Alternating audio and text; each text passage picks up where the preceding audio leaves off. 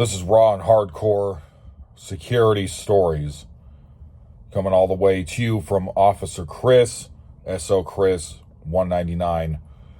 And for today's video, I want to ask you guys a question in security. If you do armed, unarmed, really doesn't matter what it is, especially referring to unarmed, what exactly do you think is okay to be paid for what you're doing? Because I was transferred after my first job. This was back in 2020. I got transferred back when I was working for a company called Securitas, which is still to this day, it's like the biggest security company on the planet and pretty much the worst company I've ever worked for in security, because this is the story why. And this all has to do with money and what you're willing to put up with and what you're not willing to put up with. So I was sent to a car lot, and this was 2 weeks.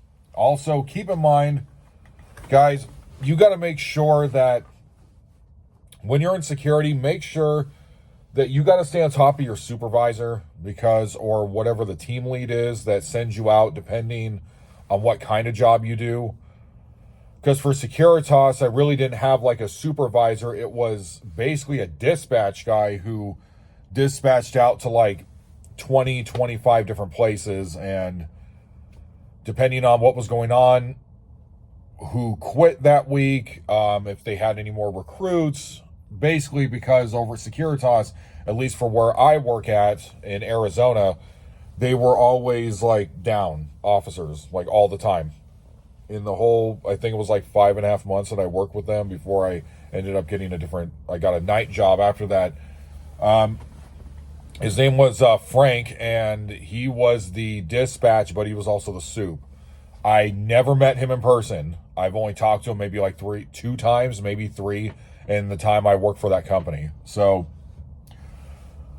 here's what happened. 2 weeks went by after I got let go because of COVID-related reasons from the abandoned call center. And so what happened after that is I went to a car lot, but it wasn't due to Frank. It was because I had to put the work in to call him, tell him, please give me a schedule. I never quit the company. They just ended my contract when you guys still have the contract there. Like, I basically told him, none of this makes any sense and you didn't do anything. I basically told him very politely, what is it? Or so am I still employed or what's going on? So he said, yeah, you're still employed and go ahead. And he gave me this list of places. He said, go ahead and pick which one you want as to where you want to go. And all of them were open, every single one of them. But most of them had really bad schedules, and half of them were like part-time. And living where I live in the current state of things in the U.S., working part-time is not acceptable, because, like, how are you going to make any money? Even with 2 full-time jobs, like, you're still going to struggle. So, anyways, so what happened is that I wanted the schedule that was Monday through Friday, because I was used to that back when I was an OR assistant. And I'd only been in security for, 3 months at that point? 4 months? So I went to the car lot, and I lasted 2 weeks. Because not only did they drop my pay down by 50 cents, but the work was 10 times harder. And so at the car lot, what security did is we were the receptionists. We did everything for everybody. So it was basically the OR assistant job all over again, but the security version. And so instead of making $13 an hour back then, they put me at $12.50 an hour. So I was actually making less than when I was an OR assistant by $1.50, but the work was just as much. And at the car lot, I lasted all of 2 weeks. Okay? So before I ended up going to the next company. See, it doesn't make any sense to me that you're going to be making like $600 checks, even if it's full-time, 40 hours. So how does it make sense to be making like $600 checks every 2 weeks, but you are literally, like, you are working the entire time you're there? What happened at the car lot is right when I got there, I was told beforehand, because on the first day, I didn't know what anyone was talking about when they kept asking, where's, I think his name was Taylor. They kept saying, where's Taylor at? And I didn't know what they were talking about because at Securitas, they don't give you a rundown. The people there don't tell you, okay, so what's going on from the shift previously. When it comes to like the upper management, they give you no information. They just basically just show up. Just show up, and it's called like basically just being a body. That's like the phrase we use in security. It's just a body, basically someone to just cover this time. So the contract has enough security guards per every 8, 10, or 12-hour shifts. So I was a body, basically. I had no training, I had no idea what to do, but they expected me to work really fast and figure out where the cars go in the lots, what lot I'm supposed to go to. I had to go help the truck drivers go find their cars. This job was a mess. So it was off of, it was like around like the Chandler area or something like that. But so I ended up having to drive like 30 minutes to get there and back. It was a nightmare, but it was like 10 a.m. to 3 p.m. or 4 p.m. Monday through Friday, which the schedule was great, but the job was terrible. So, and you had to put stickers on the cars. Like I'm telling you, you had to do like 10 different things. The whole time you're there, you're working like nonstop. Everyone was super rude to me. The other security guards were the only ones that were nice and actually were trying to be like understanding with me because they knew, okay, we're all in Securitas. We know how bad this company is. So they kept saying, where's Taylor? Day 2, one of the security guards who I worked with at the abandoned call center had called me or sent me a text or something like that. And I brought it up. I said, who is Taylor? And he said, that guy died in a car accident. You took his schedule. So that's why they're asking, where's Taylor?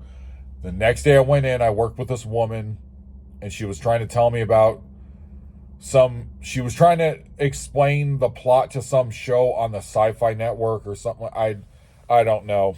I was just tuning it out. I was just waiting to quit, but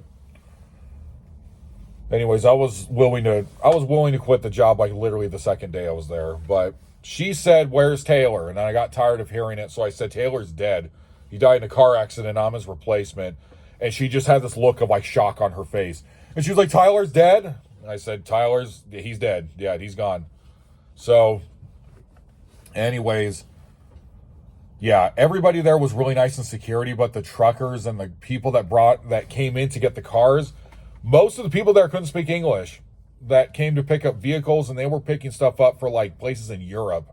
Really kind of, I don't know if it was like this area where it was like a port to take cars to other places, like because a lot of people were coming in from different parts of Mexico, Europe. I think a couple people came in from Canada. I remember I spoke to one guy that was like from Quebec or something. He had like a thick like French accent or something like that. The job was a night. You had to be running with them to go look for cars. It was depending on where they put you. And none of the spots they put you were easy. They put me on my first day of training, and I got the only parts that didn't get sunburned because they didn't tell me to bring a hat or anything. No pass downs. My boss, Frank, he didn't tell me what I'm supposed to bring, when the breaks are going to be, when's the lunch, nothing. So on the first day, they put me at the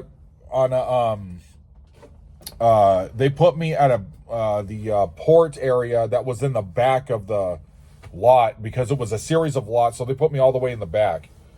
They didn't tell me to bring a hat or anything, and by the time, and this was in the middle of summertime, this was like in August, so August of 2020, so by the time I was done with my 8-hour shift, when I got in the car, other than where my glasses frames were right here, other than just this area, my face and the top of my head everywhere was like severely sunburned. Not severely, it was like just a regular first degree burn. It was red everywhere except for my glasses line because I didn't bring a hat. They didn't tell me when the break was. They didn't, I had to keep calling them on the radio. When is my lunch break? It was a mess. So I kept telling myself, why am I putting up with this for $12 an hour, like $12.30 an hour or something like that? It's $12.30 or $12.50. It was one of those. And then that was pretty much it.